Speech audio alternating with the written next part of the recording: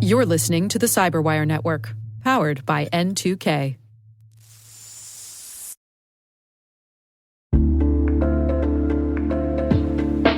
And now, a word from our sponsor, Mimecast. You're wondering if you need more email and collaboration security. Because, as it turns out, just protecting your workspace with M365 isn't good enough. You just watched your entire company grind to a screeching halt, all because someone opened a phishing email. Next time, don't rely on one-size-fits-all security. Protect your inbox with Mimecast and diversify your security stack. For a free trial, go to mimecast.com and keep your business from, falling apart.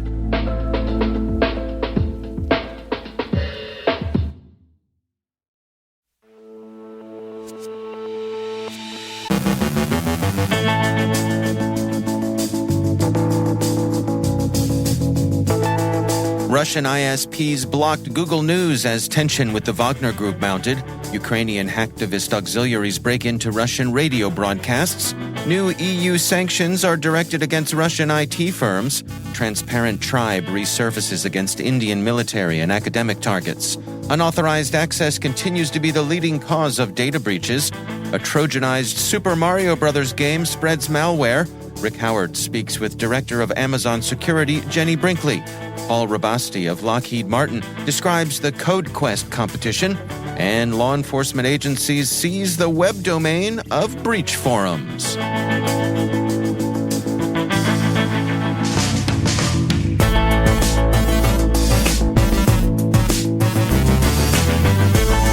I'm Dave Bittner with your CyberWire Intel briefing for Monday, June 26, 2023.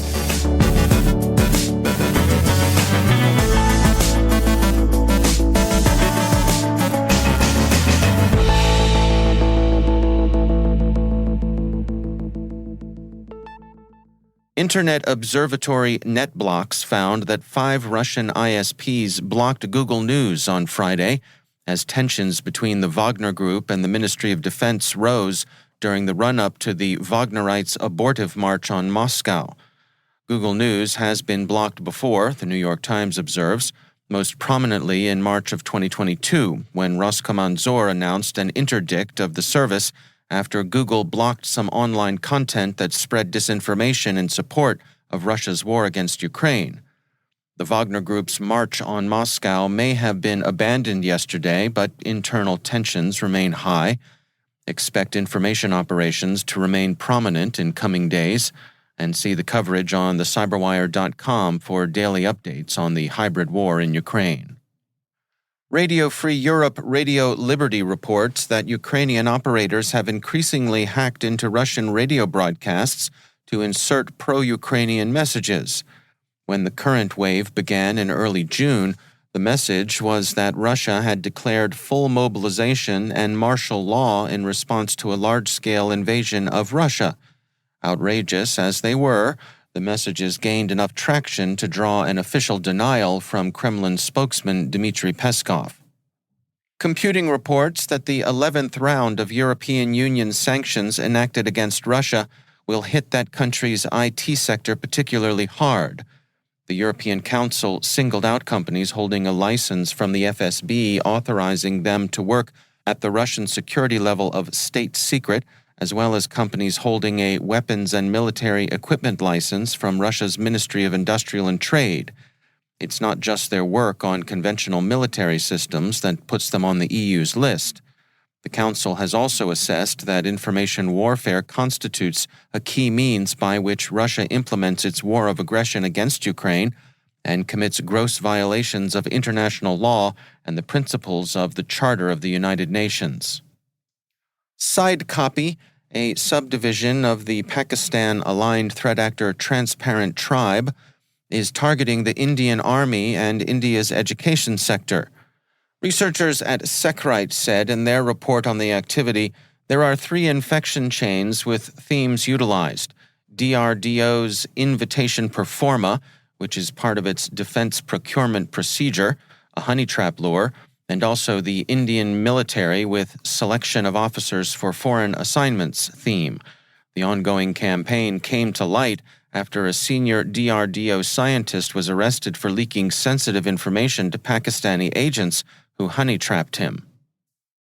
ForgeRock's 2023 Identity Breach Report was released on June 22nd, and it shows that at least 1.5 billion user records were exposed in 2022. 53% of all breaches that occurred in 2022 were from third-party organizations and cost, on average, $9.4 million per breach. Unauthorized access, responsible for 49% of the data breaches, was determined to be the leading cause of breaches for the fifth consecutive year. Ransomware, however, at 34%, is on the rise. ForgeRock blames companies' misconfiguration of cloud services, firewalls, and human error as the main factors contributing to the breaches. The healthcare industry seems to have been the most heavily affected in 2022, showing a 12% increase from 2021's attacks, with education and financial services in second and third place, respectively. ForgeRock says this mirrors the headlines regarding data breaches. One sector the report calls out is insurance. They say, despite being a highly regulated part of the financial services sector, the insurance industry is increasingly being targeted by cybercriminals. They exploit the vast amounts of PII stored in outdated systems, the lack of user training, and the slow adoption of strong authentication. In 2022, while attacks on the financial services sector decreased by 28.6% compared to the previous year, nearly half of all breaches, at 47%, affected the insurance industry. ForgeRock also found that generative AI was a leading factor in allowing threat actors to create higher-quality phishing schemes and other forms of social engineering like malicious voice and video impressions. To counter this rise in data breaches, ForgeRock recommends that, along with implementing passwordless authentication and implementing a zero-trust framework, companies should leverage AI and intelligent decisioning for all identities across the identity lifecycle. Ultimately, as the use of generative AI in malicious attacks grows, the ability of a customer or employee to detect such attacks shrinks. Using AI as a defensive measure for pattern recognition and incident response may offer some promise in protecting accounts.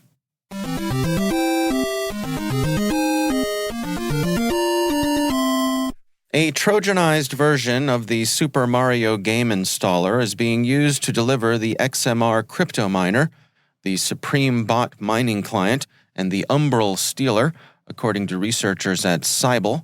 The researchers explain, threat actors use game installers to spread various malware because games have a wide user base, and users generally trust game installers as legitimate software. The social engineering tactics that threat actors use exploit users' trust and entice them to download and run malicious game installers. The large file size and game's complexity provides threat actors opportunities to hide malware within them. The researchers add, this incident highlights another reason threat actors utilize game installers as a delivery mechanism. The powerful hardware commonly associated with gaming provides valuable computing power for mining cryptocurrencies. So, you might say it's just cryptojacking, but that can mean game over for your device's resources, like being snuffled up by a bunch of Koopa Troopas. And finally, here's one more story with a gamer reference. 3 months after apprehending alleged BreachForums impresario Pom Pom Porum, whose real name is Connor Fitzpatrick, on a range of cybercrime charges, U.S. authorities have seized the illicit services web domain. As is customary in such takedowns, the domain now displays a banner saying that the site is under new management, specifically the FBI, the Office of Inspector General at the Department of Health and Human Services, and the Department of Justice, acting under a warrant issued by the U.S. District Court for the Eastern District of Virginia. The action against BreachForums was both interagency and international. The Bureau shares credit for the operation with the U.S. Secret Service, Homeland Security Investigations, the New York Police Department, the U.S. Postal Inspection Service, the Dutch National Police, the Australian Federal Police, the UK National Crime Agency, and Police Scotland. Bleeping Computer points out that the Bureau did a bit of visual crowing The image of Pom Pom Porum, a golden retriever from the Hello Kitty universe that graced the site, now sports a pair of handcuffs.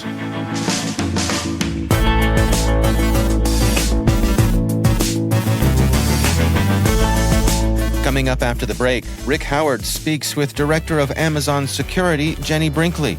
Paul Rebasti of Lockheed Martin describes the Code Quest competition. Stay with us.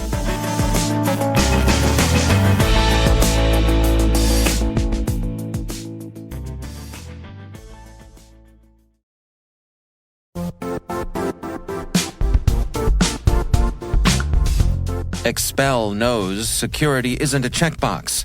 It should empower your business to minimize risk, identify and address threats, and grow. What's Expel's secret? It's technology and people working together to make security easy to understand, use, and continuously improve.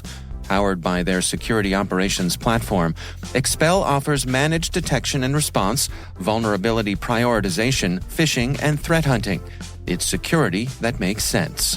Learn more about Expel, hear what customers say about the visibility and fast outcomes they get, or request a free trial at expel.com/cyberwire.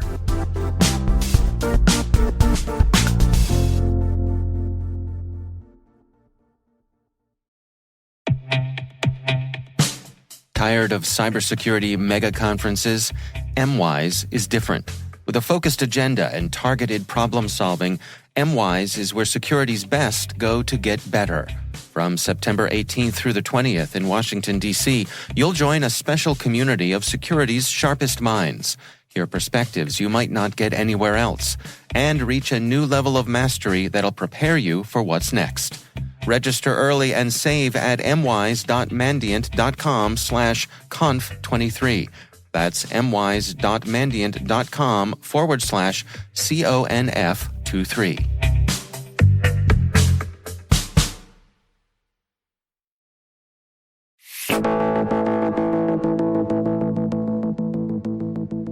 Paul Rebasti is Program Director for Cyber and Intelligence within Lockheed Martin's Rotary and Mission Systems.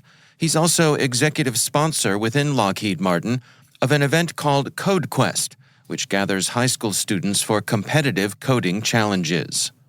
2023 was our 11th annual Code Quest. It's actually a worldwide event. We have more than 19 sites that participate worldwide. I am the exec sponsor for the Hanover, Maryland site. Across the world, though, we have over 1,500 students that participate. And basically, it's a competition, right? So it's a high school level competition where teams of 2 to 3, and we try to really push for and get a fair amount of schools across the areas that are participating. You know, we max it out as 2 teams per school, just so we can ensure that we're getting good representation across. And basically, it's a 3-hour competition. They work through somewhere in the neighborhood of 20 to 30, depending on how quickly they can get through some of these challenging problems that are put together through and by sort of Lockheed engineers that are working day-to-day problems. And it allows the students and a sponsor, usually a teacher sponsor from either a teacher of an individual class or sometimes the moderator of a club. The students go off and participate in a couple-hour session. And then in addition, we actually give those moderators / teachers some additional tool sets and opportunities to work with Lockheed to further enrich what they're teaching their students. So it's great. It's certainly a competition. We certainly have winners, hand out prizes, trophies for all. But in reality, in my mind, the real benefit is not the winning.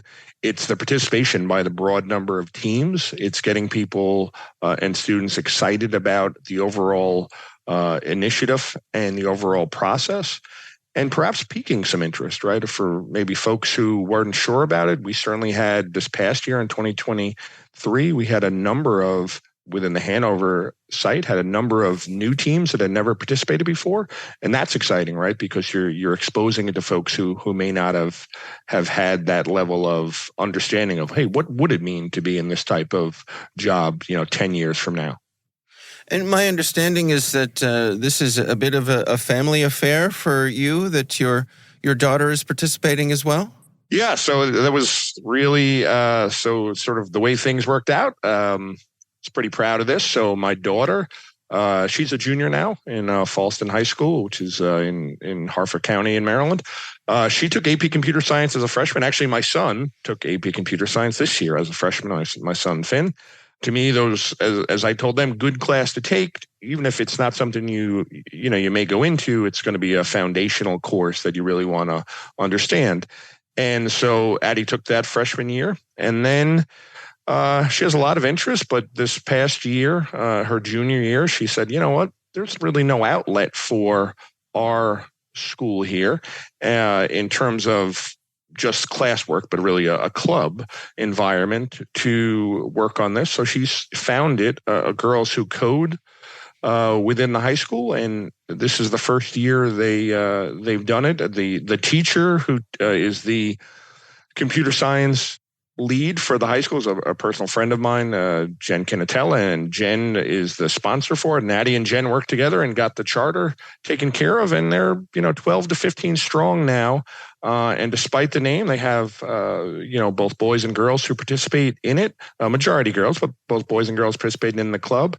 And they then, this past year, as I mentioned, there were some new teams. Two of those new teams that participated in Code Quest this year came from Falston High School. So it was the first, certainly the first participants we've had in the 11 years, and it was also the first participants out of a Harford County high school. So that expansion and growth that I talked about and is important to me sort of came full circle. And, my daughter got involved, and it was something I certainly was pretty proud of as that team and those teams participated.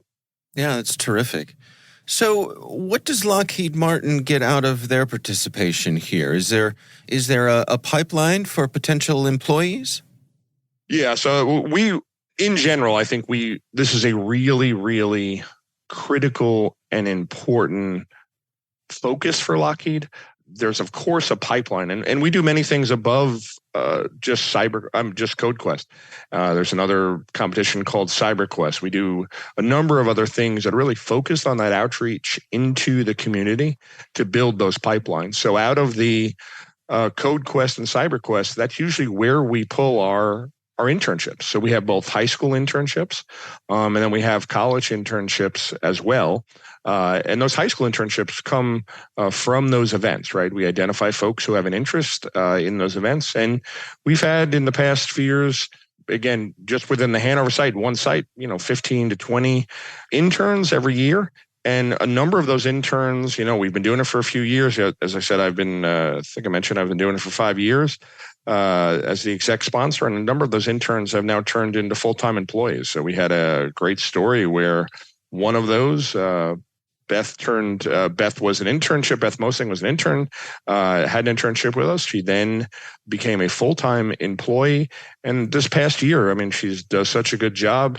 She went out and presented at an industry event for us, even though she's relatively early career, and really did a great job and got lots of kudos from the event. So the fact that we can nurture and really sort of help have some focus for folks that have an interest in this, and then lead them into, obviously it's a benefit for us if we've seen the good work they've done throughout internships for 4 or 5 years, and all of a sudden now they're ready to come on and join the workforce. That's great for us. Again, as I mentioned, there's lots of openings, and we want to be able to fill those with folks that we've mentored and know. That's an added bonus for us, certainly. That's Paul Rebasti from Lockheed Martin.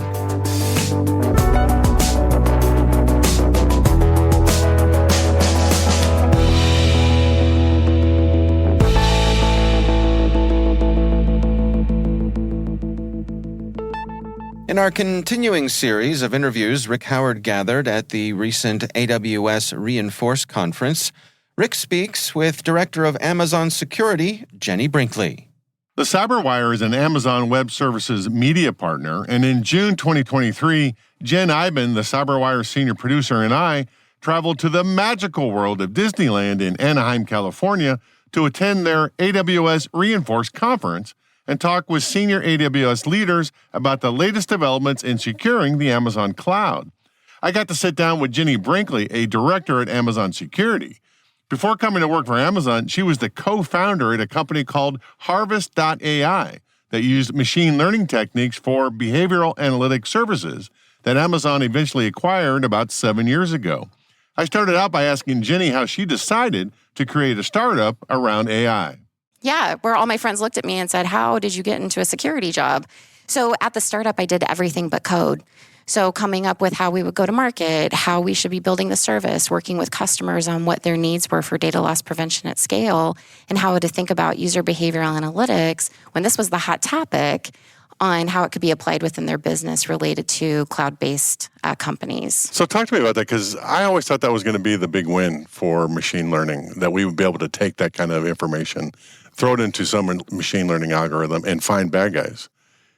But it hasn't really worked out that well, right? It's cost. It's compute cost. Mm-hmm. And so that's where you're starting to see this really interesting sweet spot where things are starting to evolve because those compute costs are starting to come down. Mm-hmm. Because when you think about the ingestion of a massive corpus of data and all that data classification that needs to happen, that's where the challenge was. And so that's where I'm really excited to see where the industry's headed, because the compute costs are coming down, the trading models are getting more sophisticated, and you're getting better user interfaces on how to train and use a model to have the right outcomes depending on what you're trying to solve for your whatever thing you're trying to work on. So your big passionate topic is how do we solve, at least one of your big passionate topics is how do you solve the training gap that we've been talking about for a decade, right? What's the current take? What's the current situation? Are we getting better? Are we getting worse? What's going on there?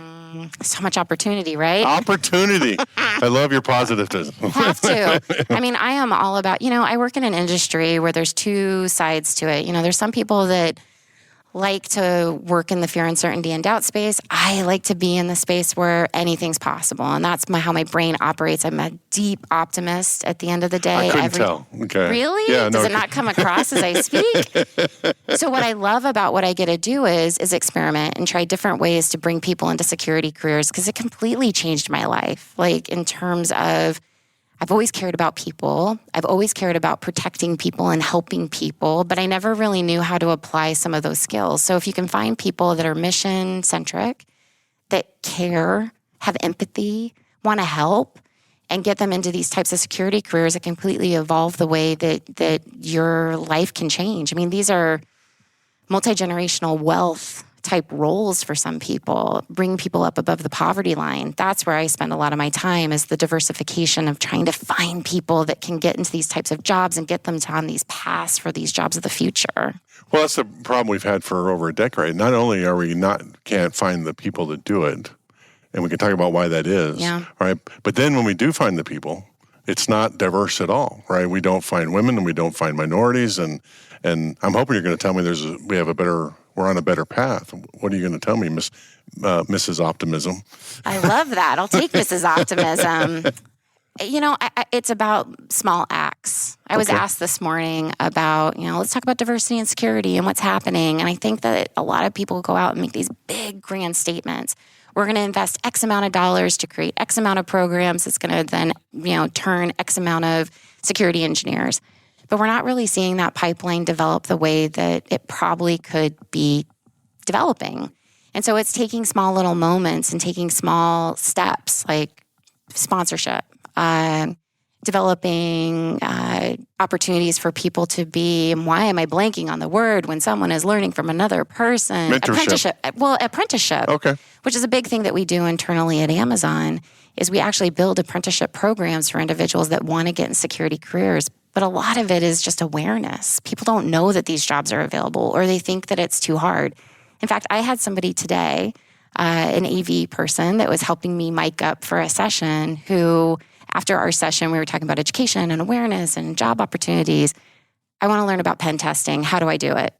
So I think it's giving people just some ideas about what's possible, the different types of roles that are available, the ways to get into the industry, removing those barriers, and letting people know what the opportunities really can look like. And that's where I get to spend a lot of my time. My problem with all that is we've known about those things, and we've been doing those things, and it doesn't seem to be working. It doesn't scale, okay? We have individual successes, like you said, start small, But we don't need 10 more people. We need thousands of people. So how do we address that kind of a thing? I mean, I think it starts at the top of a company. I think you're right about that. And I think that's about the prioritization of where security fits within someone's ecosystem, how they invest, where they spend the time, how to ensure that you're doing the right things. And I'm very lucky because of who I get to work for. I mean, Steve Schmidt, who's my boss, has been my boss now for the past 4 years. He's Chief Security Officer of Amazon now. So when he talks about the investment of security and where it should exist and how it should be fundamental to everything we do, he sets the tone. So setting the tone, create that security first mindset. We need every single company to set that tone. Security matters. We need to invest. We need to find the right people. We need to create these job opportunities and then putting programs in place that actually make a difference. I think that's the issue.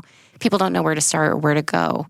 So if you have somebody at the top saying, security is our top priority, this is why, this is how, this is what we do, that's the narrative that needs to change.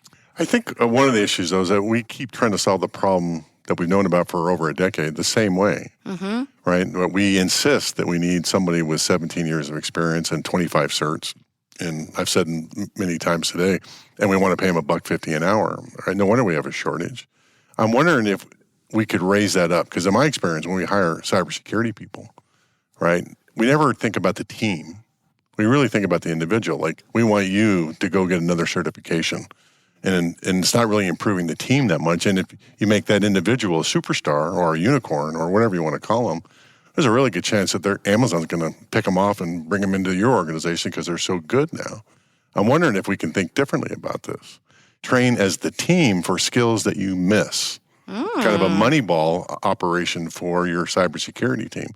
And if you could do that, then you can do what Billy Beane did in the Oakland A's, which is hire cheaper players who have no experience, but you can train them on the 2 or 3 skills that you have and turn them into a team player as opposed to looking for the superstars. I'm wondering what you think about that. I kind of dig that idea. I will say that we have been changing the ways that we hire. Like, we don't go at it from a perspective of you need this degree, these certs.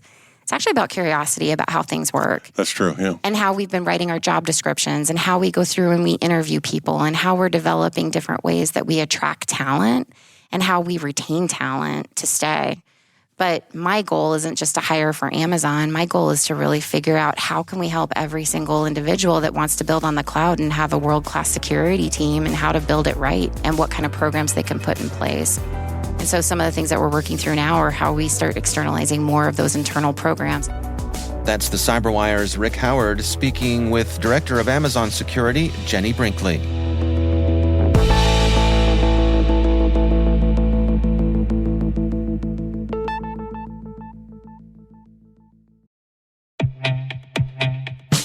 CrowdSec's CTI distributes IP reputation intelligence, allowing SOC teams and security analysts to obtain highly curated data on intrusion attempts, origins, and trends. Sourced from a large network of real users from all over the world, operating a large variety of services and apps, CrowdSec's CTI provides actionable data and clear insight into cyber threats, allowing for a faster response as well as resource development and allocation. Find out more at crowdsec.net.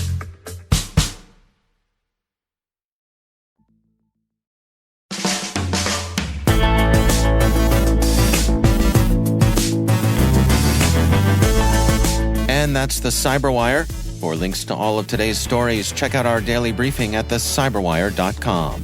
Don't forget to check out the Grumpy Old Geeks podcast, where I contribute to a regular segment with Jason and Brian on their show for a lively discussion every week. You can find Grumpy Old Geeks where all the fine podcasts are listed. We'd love to know what you think of this podcast. You can email us at cyberwire@n2k.com. Your feedback helps us ensure we're delivering the information and insights that help keep you a step ahead in the rapidly changing world of cybersecurity. We're privileged that N2K and podcasts like the CyberWire are part of the daily intelligence routine of many of the most influential leaders and operators in the public and private sector, as well as the critical security teams supporting the Fortune 500 and many of the world's preeminent intelligence and law enforcement agencies. N2K Strategic Workforce Intelligence optimizes the value of your biggest investment, your people. We make you smarter about your team while making your team smarter. Learn more at n2k.com. This episode was produced by Liz Irvin and senior producer Jennifer Iben. Our mixer is Trey Hester, with original music by Elliot Peltzman. The show was written by the CyberWire's editorial team. Our executive editor is Peter Kilpie, and I'm Dave Bittner. Thanks for listening. We'll see you back here tomorrow.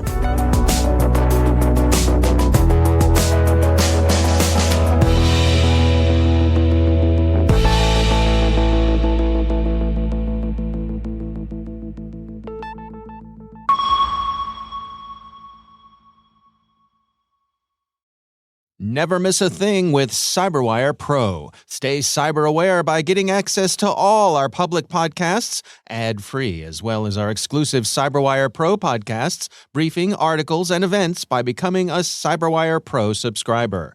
Get actionable reporting, analysis, and insights on global events occurring in the cybersecurity industry at your fingertips. Visit thecyberwire.com/pro to subscribe today. Hello, listeners. We're always looking for ways to improve the CyberWire network to give you an intelligence-driven news experience that saves you time and keeps you in the know on the latest developments in cybersecurity. We'd like to hear your feedback in our 2023 audience survey. Complete this survey for a chance to win a $100 Amazon gift card. Visit thecyberwire.com/survey. That's thecyberwire.com/survey and share your feedback. Thanks.